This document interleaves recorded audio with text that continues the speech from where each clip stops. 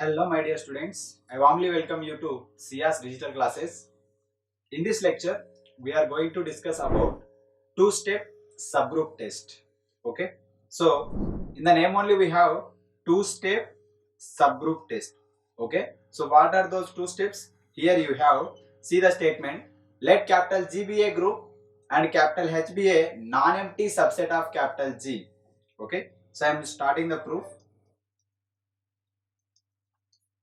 Capital G be a group, okay, and capital H be a non-empty subset of capital G.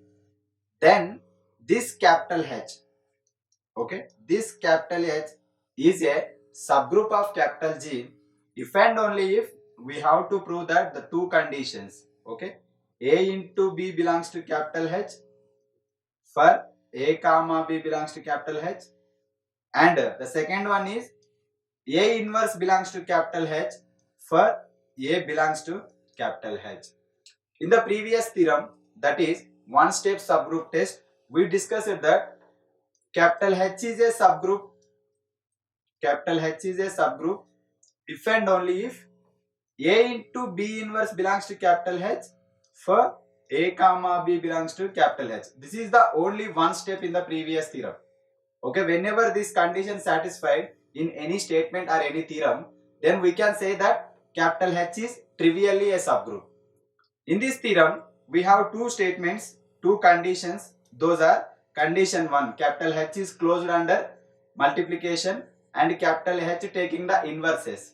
Okay, those two steps together we are calling this theorem as two-step subgroup test. Okay, so let's start the proof of this theorem. In this theorem also we have if and only if condition.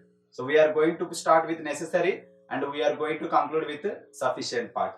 So therefore necessary condition. In this necessary condition, the right side of the theorem, okay, right side part of the if and only if I am taking, okay. So in the necessary condition we have to prove the left side part of the theorem. So that is capital H is a subgroup. So suppose capital H is condition 1, capital H is closed.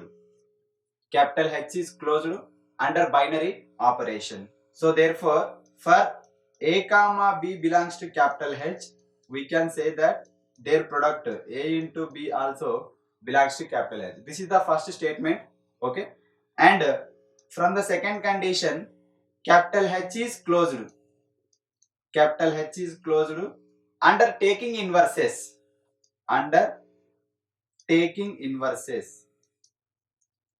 Taking inverses.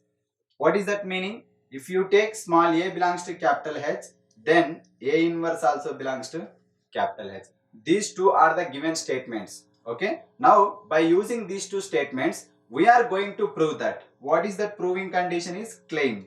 Claim is nothing but capital H is a subgroup. Okay. So capital H is a subgroup. So we have to prove this condition by using given two condition. Okay. So let small b belongs to capital H, that implies B inverse belongs to capital H. Okay, by condition 1. By condition 2, sorry, condition 2. By condition 2, let B belongs to capital H, then B inverse also belongs to capital H. And we have A comma B belongs to capital H and their product A into B belongs to capital H. So therefore, now A belongs to capital H and from this statement we have B inverse. B inverse belongs to capital H. After getting these two elements, A belongs to capital H and B inverse belongs to capital H, from the condition 1, capital H is closed under the binary operation. Okay, capital H is closed under the binary operation. Then clearly we can write that A into B inverse also belongs to capital H. Okay, A into B inverse belongs to capital H. So it is the statement of the one-step subgroup theorem. Okay, so therefore by one step subgroup test. One step subgroup test. It is clear that A into B inverse belongs to capital H for all A comma B belongs to capital H. So therefore, by one step subgroup theorem, clearly we can say that capital H is a subgroup.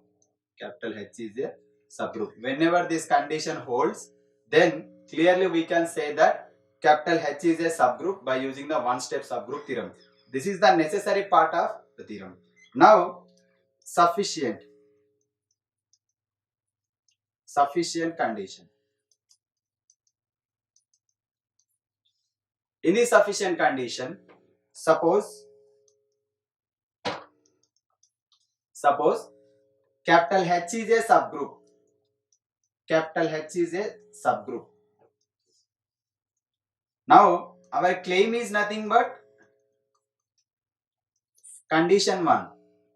For A comma B belongs to capital H, A into B belongs to capital H.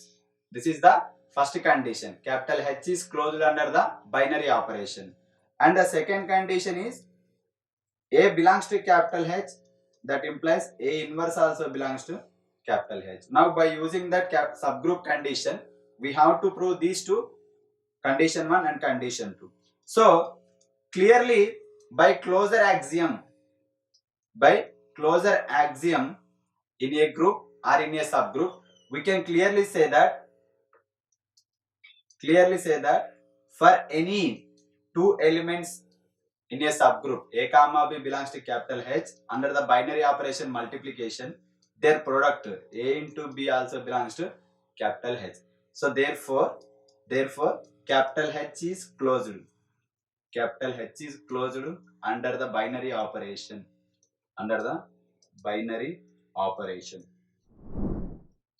This is the first part. And for the second one, by inverse axiom of the subgroup. Okay, if A belongs to capital H and E belongs to capital H, then A inverse also belongs to capital H. By the inverse axiom, we can clearly say that.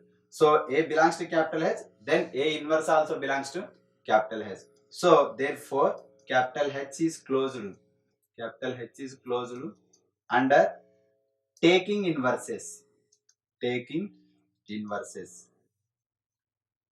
Okay. So this is the proof of the theorem. Hence the two-step subgroup theorem. Okay. So in this theorem, we proved that first capital H is a subgroup. After that, by using capital H is a subgroup, we proved that two properties. One is the capital H is subgroup.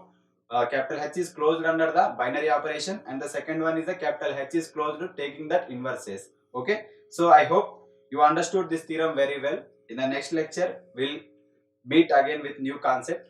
Until bye. Thank you.